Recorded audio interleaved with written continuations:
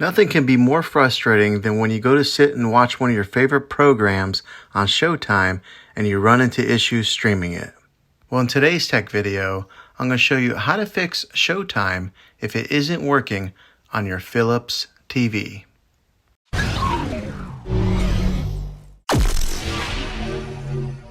I'm going to show you a few really simple ways to try and solve your problem and get it back up and running again. Now the first one, it's the easiest one to try, and that is to unplug your TV from the wall outlet and wait 60 seconds. Now don't be impatient here, wait the whole 60 seconds, then plug it back in. This is very different from turning your TV on and off with your remote control. This is what we call a hard reset of your TV. So make sure you do this method. If that doesn't work, then find your router that is giving you Wi-Fi and unplug the power to that for 60 seconds. Then plug it back in. If that fixes your problem, great. If not, let's move on to the next method.